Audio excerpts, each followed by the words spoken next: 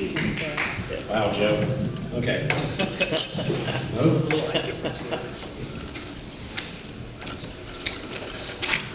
Good evening, and thank you, Mr. President, for inviting me to present this evening's toast to the Bagpipes. And a good evening to our gracious hosts here at the St. Pete Yacht Club, to its members in attendance, and to our guests and members of the St. Andrews Society of Tampa Bay. As President Scotty mentioned, my name is Campbell McLean, and I must confess that I willingly jumped on the grenade of undertaking this toast tonight. As the son of a bagpiper, from a young age I was raised with the sound, the melodies, and the smell of the bagpipes. And yes, there is a smell that comes from the seasoning that you have to use to keep the old leather pipe bags moist and airtight.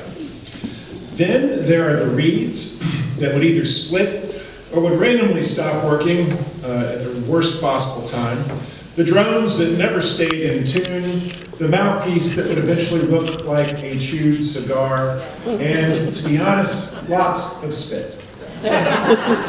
So when Dad would get them warmed up after a few minutes of playing and ask if I wanted to give them a try, it was sort of like someone taking the chewing gum out of their mouth and offering me the taste.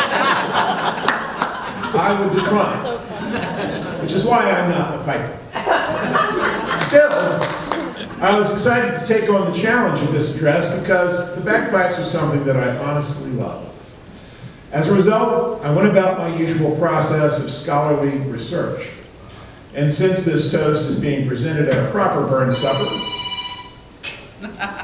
I decided what better place to start than with Burns himself. After all, many of Burns' poems have been set to music, and many of his works are songs themselves.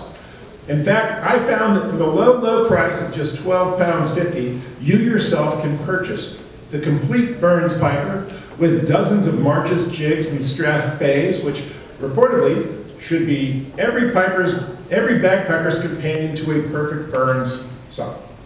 So of course, there must be a set of Burns verse that is devoted to the beloved pipes. You see, I typically try my hand at poetry and wind up with something that's a bit edgy, questionably funny, and usually way off topic.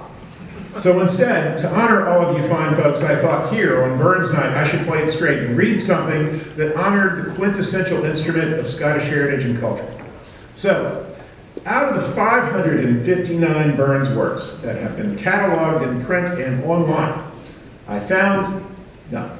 Out of the bawdy songs and poems collected by Burns at pubs, taverns, and inns across Scotland, nothing. Out of the various poems and toasts that are generated at Burns suppers around the world every year, again, nothing. So, instead, I found things like, what's the difference between a lawnmower and a bagpipe? You can tune a lawnmower.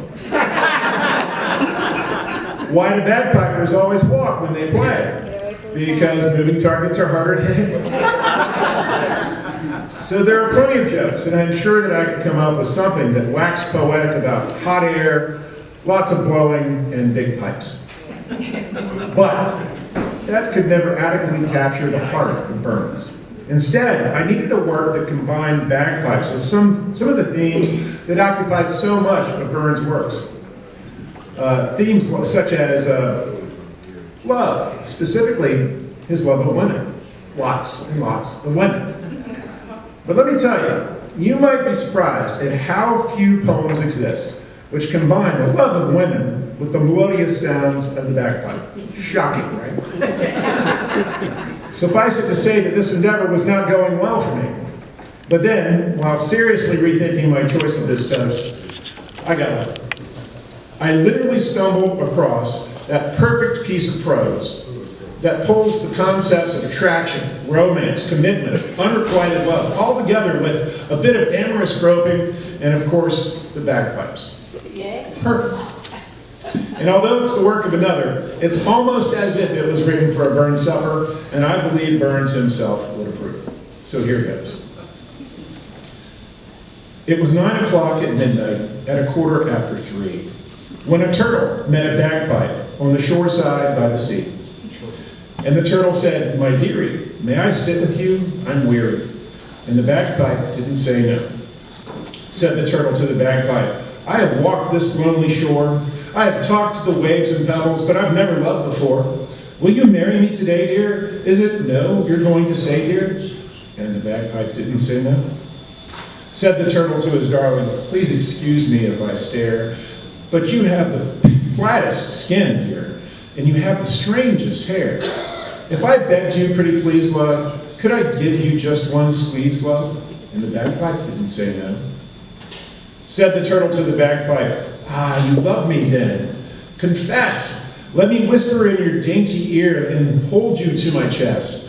And he cuddled her and teased her, and so lovingly he squeezed her, and the bagpipe said, awooga! Said the turtle to the bagpipe, did you honk or bray or neigh? For awooga, when you're kissed in such a heart, is such a heartless thing to say. Is it that I have offended? Is it that our love is ended? And the bagpipe didn't say no.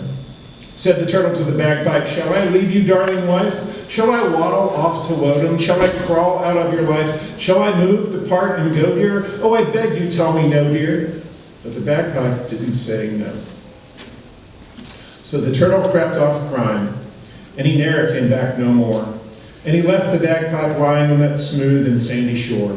And some night, when the tide is low there, just walk up and say, hello there. And politely ask the bagpipe if this story is really so. I assure you, lads and lassies, the bagpipe won't say no. Now,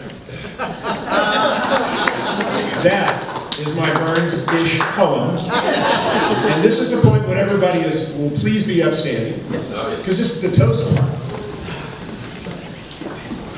Now, my toast tonight is to the bagpipes of Scotland born and bred.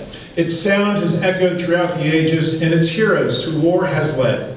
And for all the turtles out there, know that love can be a breeze, but like the hearty bagpipe, the trick is knowing where to squeeze. To the bagpipes!